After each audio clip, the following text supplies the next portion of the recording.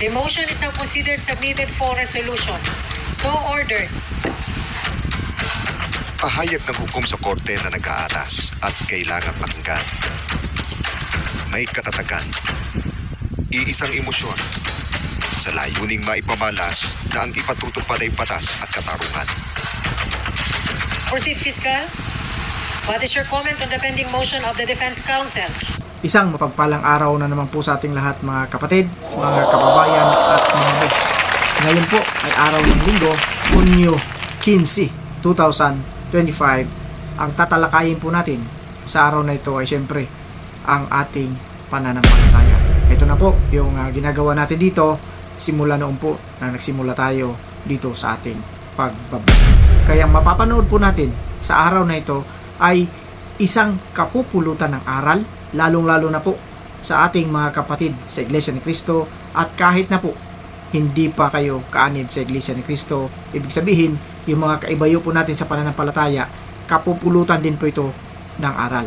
Kaya bago po tayo magsimula ay siyempre bati muna ako ng isa. Magandang umaga po, Luzon, Visayas at Mindanao, at siyempre pa sa mga kapatid natin, mga kababayan natin na nasa iba't ibang kanig ng mundo. Magandang umaga, magandang tanghali, magandang hapon, magandang gabi po sa inyong lahat dyan. Kamusta na po kayo? Sana po itong mapapanood natin ngayon magiging dagdag inspirasyon po sa atin habang tayo po ay nandito pa sa magulong sanlibutan.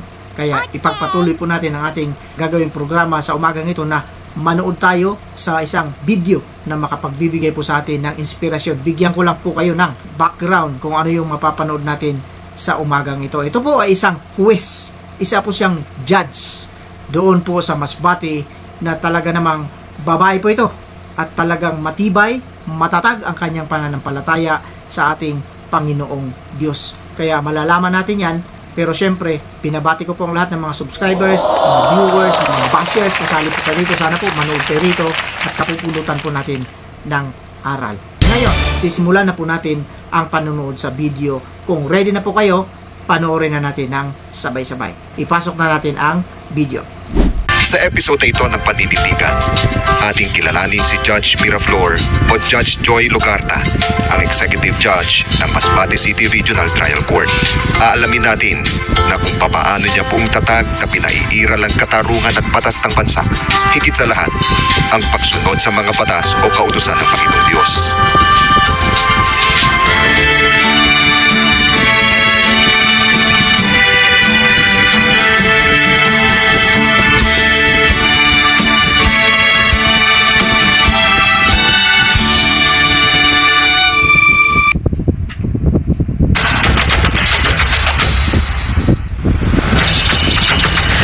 Ay presiding judge ng RTC Branch 44 at pairing judge po ng RTC Branch 45. Ako rin po ang kasalukuyang executive judge ng RTC Masbate City. Bilang isang huwes, ako po ay naninilbihan na sa loob ng 24 na taon. Ako po ay dumidinig ng mga kaso na nakasampa sa sala po na ito. At bilang isang executive judge, all the judges as well as the personnel of this court are under my direct supervision, including the judges and personnel of the first level courts and the second judicial district of Masbate. Sa simula, pangarap lamang ito ng kanyang ina. Ang pangarap ko po dati ay maging social worker sapagkat gusto kong tumulong sa mga tao na involved sa mga sakuna or mga kalamidad. Subalit dahil ako ay hinimok ng aking nanay na kumuha ng abogasiya, ako po ay sumunod sa kanyang payo sa akin sapagkat naikwento niya sa akin na noong aking kabataan, siya ay may nakaharap na mag-iina at naikwento sa kanya na ang kanyang pamilya ay namasakar. Ang naging kahabag-habag ang sitwasyon ng mag-iina at doon ay namuo sa isipan ng aking ina na kailangan isa sa kanyang mga anak ay maging abogado para makatulong sa mga tao. Doon po ako nag-isip, sino kaya sa mga anak ko ang pwede kong papag-aralin para may masasandalan ang nangangailangan ng tagapagtanggol. Ikaw yun. Doon ako nagkaroon ng pangarap na kailangan may manananggol pagdating ng panahon. Ngunit bago maabot ni Judge Joy ang mga pangarap, dumaan siya sa matinding hirap. Ako po ay hindi naman ipinanganak na mayaman. Ang aking mga magulang ay simpleng mga nagtatrabaho sa gobyerno. Ang kanilang kinikita ay sapat lamang para matustusan ang pangangailangan ng aming pamilya. At nung kami po ay nag-aaral sa kolehiyo, kahit hindi po nila sinasabi, nararamdaman naming nahihirapan po sila dahil kinukulang din kami sa allowance noon pero pinagkakasya namin. Naalala ko, 2 beses lang kami kumakain ng aking kapatid. Isa sa almusal at isa sa hapunan. Kami po noon ay hindi minsan nakakainom ng soft drinks or kung uminom kami ng soft drinks ay yung isang bote ay hahatiin pa sa 3. Kami po ay nagdesisyon na sa kabila ng hirap, sa kabila ng mga pagtitiis, kailangan naming makapagtapos ng pag-aaral. Hindi po namin naisip na tumigil sa pag-aaral dahil iniisip po namin na ang aming mga magulang ay gumagawa para sa amin at gusto rin namin silang mabigyan ng karangalan sa pamamagitan ng pagtatapos sa kolehiyo at maialay namin sa kanila ang aming mga diploma. At kung kami po ay nakapagtapos, kami po ay makapagtatrabaho at matulungan din po namin sila. Hindi naman po lingid sa ating kaalaman na ang pag-aaral ng batas ay napakahirap. Napakaraming libro ang dapat basahin. Kailangang magbigay ng sapat na oras or maraming oras, maraming panahon ng pagbabasa, pagre-research. Sa pag-aaral po sa abogasiya, napakaraming dapat pag-aralan. Kailangan mo ng maraming panahon. Halimbawa, kailangan mong mag-digest ng 10 cases per subject, per day. So, kailangan talaga sipagan mo. Mula alas 5 ng umaga, nag-start ako magbasa ng mga books, mga review materials, hanggang alas 12 po ng hating gabi. Bukod sa kakapusan sa pang-araw-araw na pangangailangan at bigat ng pag-aaral, naranasan din ni Judge Joy ang pagsubok sa kanyang kalusugan. Ako po ay nagkasakit ng tonsillitis nung ako po ay nagre-review sa bar exams. Malayo po ang aking mga magulang at ako lang po mag-isa sa dormitory noong mga panahong yaon. Ang sabi po sa akin ng doktor ay pag hindi nagamot ang aking tonsillitis ay pwede siyang mahulog sa rheumatic heart disease.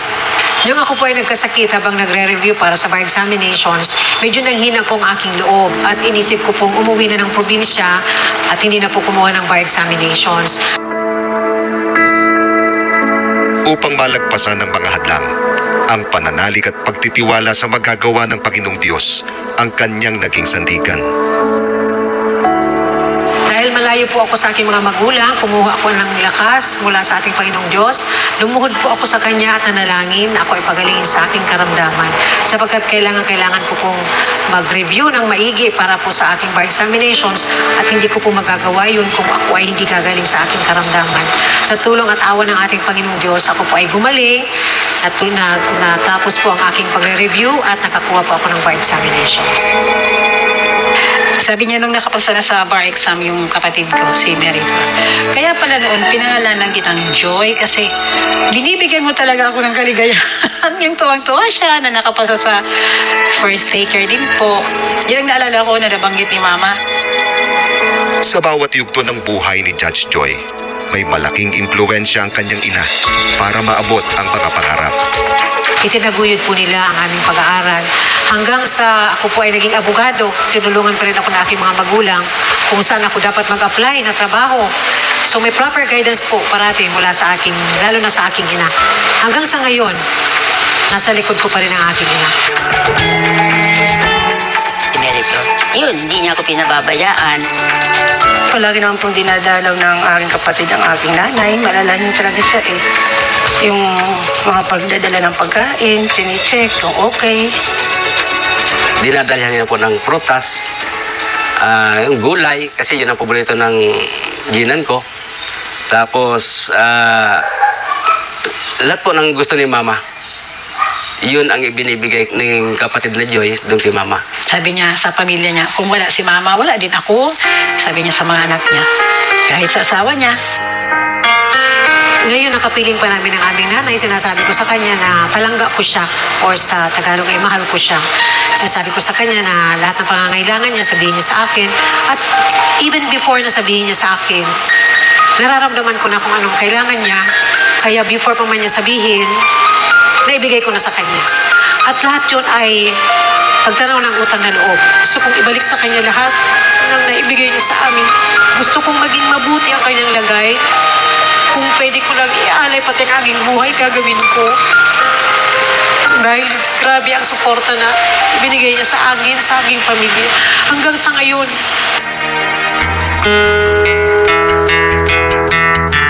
Bilang isang hukom, nakasanayan na ni Judge Joy na hindi magpakita ng emosyon tuwing haharap sa mga paglilitis.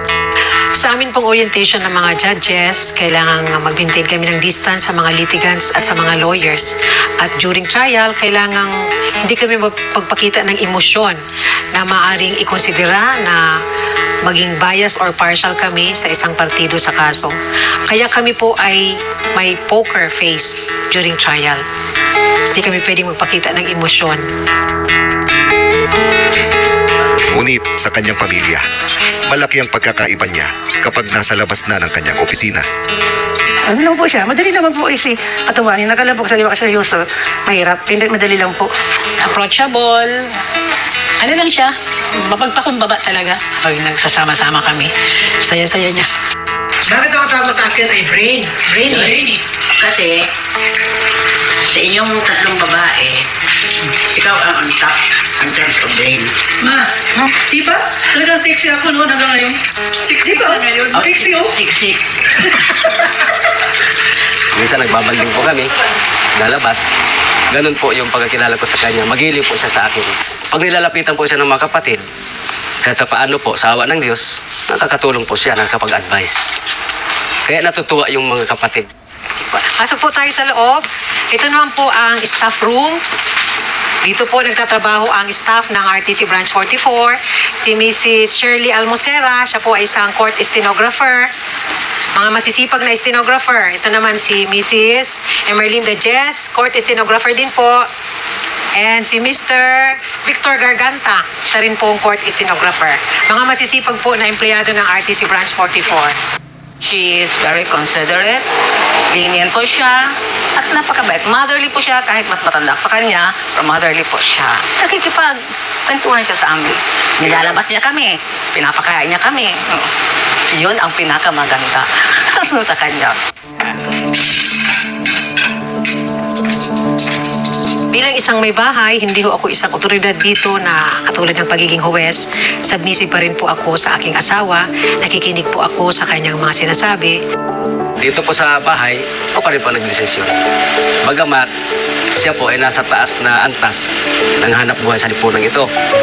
Pero pag binanggit ko na ganito yung gagawin natin, siya naman po ay hindi tumututol kung ano po yung gusto ko rin. Kasi alam niya naman na yung gusto ko para sa kaayos din. Ganun po yung turing niya sa amin, sa akin. Bilang pagsunod sa aral ng ating Panginoong Diyos, si husband po parating ang may last say. Pero sinasabi ko sa kanya, pwede namang makinig sa aking suhestyon, pwede niyang timbangin at ikonsidera. At kami naman po ay nagkakasundo sa anumang bagay na dapat namin pagdesisyonan. Maski po abala siya dun sa kanyang trabaho, ang kanya pong sambahayan, hindi niya rin po pinapabayaan. Nandun yung puso niya bilang isang ina sa kanyang sambahayan. Hindi niya pinapabayaan ang kanyang mga anak. Mapagmahal siya sa kanyang mga anak. Sa amin, sa aming mag-asawa. Iba po siya pag nasa bahay. Yung ano siya, masikaso po. Kahit po may sila natin, may katulong, pero siya gumagawa po talaga siya. Parang ano, kung walang ginagawa ng katulong, kasi ginagawa niya. Hindi yung sabi na panay utos, ay hindi. Gumagawa po talaga siya. Kahit pa yung mga nakakakilala sa kanya, na-admire nila kasi despite of her position, mapagpakumbaba, kahit sa amin po magkakapatid, hindi yung may marinig na lumakas ang boses. Ano lang, low profile siya. Kahit abala sa propesyon at pamilya, mayroon siyang laging ipinagpapauna sa buhay na hindi niya pinababayaan. Kahit busy po, lahat po ginagawa niya ng paraan. Matupad niya lamang yung mga tungkulin niya, lalo na sa isang kalagayan na isa siyang judge. Pero hindi niya pinapabayaan yung tungkulin niya. Naging pangulo siya ng mga awit. Nandun po yung pagtulong niya sa mga awit mula sa Bagong Sirang, dating lokal po namin, Masbate City. Ngayon po dito na sa AGM, ganun pa rin po yung pagtangkilik niya sa mga awit. lahat dinadala niyo po lahat yun. Unang-una, i-priority ang para sa paglilingkod sa ating Panginoong Diyos. Priority premier ang ating Panginoong Diyos, pagsunod sa kanyang mga aral, at ang pagpapasakop sa pamamahala. Masasabi mang nababalanse ni Judge Joy ang mahahalagang pananagutan. Dumating sa yugto ng kanyang buhay ang isang bagay na karanasan din ng maraming umaanib sa Iglesia ni Cristo, ang sasalungat sa pinaninindigan niyang pananampalataya. Hindi po naging madali ang aming pagiging Iglesia ni Cristo dahil ang akin pong tatay ay hindi po Iglesia ni Cristo ng aming kabataan. Napakaraming pag-uusig po at paghadlang ang ginawa niya sa amin upang kami ay pigilan sa aming mga pagtupad ng aming tungkulin at sa aming mga pagsamba. Naalala ko po ng aming kabataan na kami ay pinagsasarahan niya ng pinto kung kami po ay ginagabi sa pag-uwi dahil sa mga pagtupad o pagsamba. At kung minsan po kami ay dumadaan sa bintana ng aming bahay upang makapasok. Kung kami naman po ay lalabas ng bahay, isinasara din po ang aming bahay upang kami ay hindi makalabas. Subalit kami po ay gumagawa ng paraan dahil kailangan naming pumunta ng kapilya upang tumupad ng aming mga tungkulin. Kahit po kami ay pinipigilan ng aking tatay na lumabas ng bahay para pumunta ng kapilya, dahil po kami ay namulat na sa kahalagahan ng pagtupad ng tungkulin at natutunan po namin batay sa aral na aming tinanggap sa loob ng Iglesia ni Cristo na kailangang ipagpauna parati ang pagtupad ng tungkulin. Kaya't kahit anong hadlang sa amin ng aming tatay, ayun po ay aming ginagawa ng paraan. Hindi po kami nagtatanim ng sama ng loob sa kanya dahil nandyan po ang aming ina na iniisip namin na parating nakaalalay sa amin, parating nagpapaalala na kailangang ipagpauna ang pagtupad ng tungkulin, ang pagsamba sa ating Panginoong Diyos. Kaya kahit nagagalit ang aking tatay, iniisip lang namin na hindi siya makakaintindi dahil wala siya sa tamang paglilingkod, wala siyang pananampalataya. Ang akin pong tatay ay medyo mataas ang tingin sa kanyang sarili at ang ministro po natin sa iglesia, napaka mababa ang loob. Nakuha niya po na makausap si Papa at doon po ay nagsimula na pumayag si Papa ang makinig sa pagdodoktrina. Doon po lahat nagsimula at hanggang siya po ay mabautismuhan sa loob ng Iglesia ni Cristo. Noong natawag po sa Iglesia ni Cristo ang aming tatay, kami pong magkakapatid at ang aking ina lalo na po ay masayang-masaya. Kami pong lahat ay dumalo sa araw ng kanyang bautismo. Kami po ay nagdiwang pagkatapos na siya ay mabautismuhan. May pagkakataon na napipingit din sa panganib ang kanyang buhay. Bilang isang huwes, ako po ay nagre-render ng mga verdict katulad ng life imprisonment. Hindi po lahat ng mga partido sa kaso ay masaya sa aking mga naging desisyon. Aking personal na buhay at para sa aking mga anak, sa aking pamilya, ako po ay natatakot para sa aming kaligtasan, sa aming seguridad. Alam po ng aking mister ang nararamdaman ko pag ako po ay natatakot. Kahit sinasabi ko sa kanya hanggat maaari pag kumakagat ng dilim, nasa bahay na siya. Pag nararamdaman ko pang takot, naaalala ko yung aking mga anak, yung aking pamilya, ang aking nanay, ang aking mga kapatid, na maaaring sila rin po ay ma-expose sa peril or danger. Hindi lang po ako. May mga instances po na may nag-approach sa akin through my cellular phone. So, pag sinasagot ko, hindi naman sumasagot ang nasa kabilang linya. And then may mga pumupuntang emisaryo para ipagbigay alam ang bili ni ganito, ang makapangyarihan. Pero ang sinasabi ko sa kanila, ang i-render kong verdict ay kung ano yung sinasabi ng ebidensya at kung anong sinasabi ng batas sa mga ebidensya ngayon. Minsan ikukwento ko kay mama na natatakot ako pagdating sa mga ganitong kaso, medyo malalaking tao ang involved. Naihinga ko sa kanya ang aking nararamdaman na ako'y natatakot, nangangamba. Ang payo niya po sa akin ay manalangin. Sapagkat ang profesyong ito ay hindi naman po galing sa akin. Ito po ay kaloob ng ating Panginoong Diyos at ako ay kanyang kasangkapan upang lalong magliwanag ang kanyang pangalan.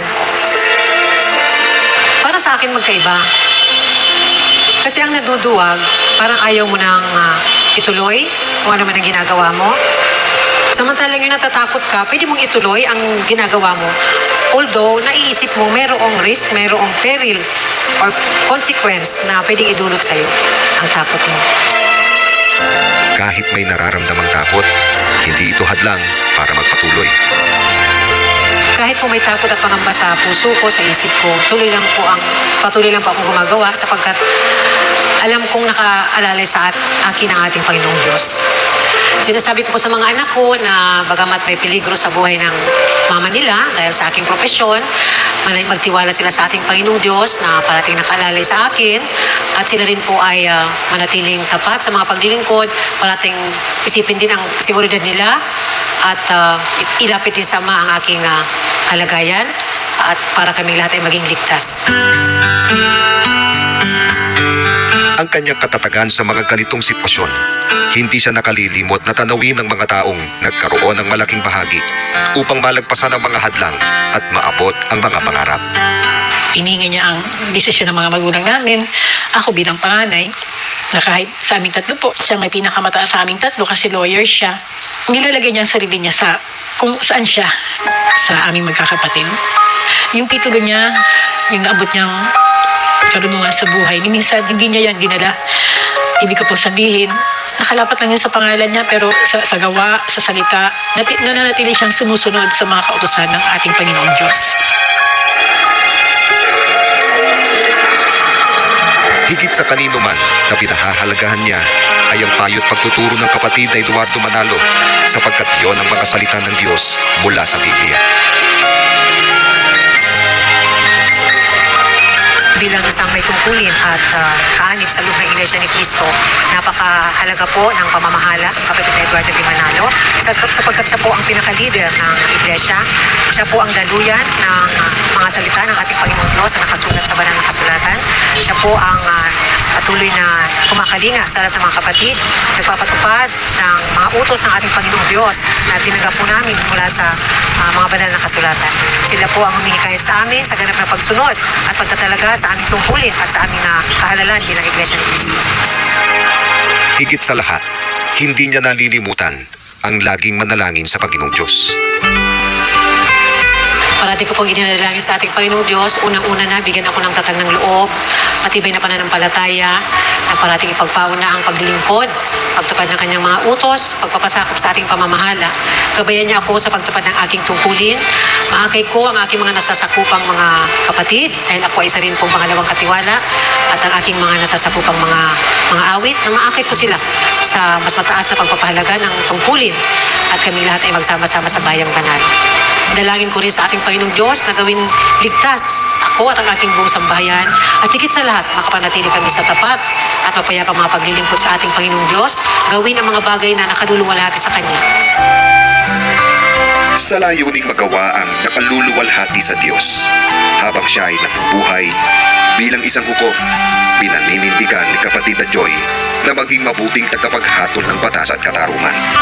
At bilang kaanib ng Iglesia ni Cristo, sumasampalataya siyang sa araw ng paghuhukom. Ang lahat ng tao ay haharap sa Diyos na siyang dakilang hukom. Kaya't naninindigan siyang mananatiling tapat sa pagsunod sa mga utos ng Diyos upang makatiyak ng kaligtasan. Habang papalapit po tayo sa araw ng paghuhukom, sinisikap ko pong maihanda ang aking buong sambahayan. Ang aking mga anak ay sinasabi kong kailangang tapat sa pagiging Iglesia ni Cristo, sapagkat yun ang susi upang makarating sa bayang banal. Ako at ang aking asawa ay nakalapat ang aming mga sarili sa pagtupad ng aming tungkulin. Priority parati ang pagtupad ng tungkulin at ang paglilingkod sa ating Panginoong Diyos upang masakop sa ating namamahala. Ito po ang aming paninindigan habang ako po ay nabubuhay.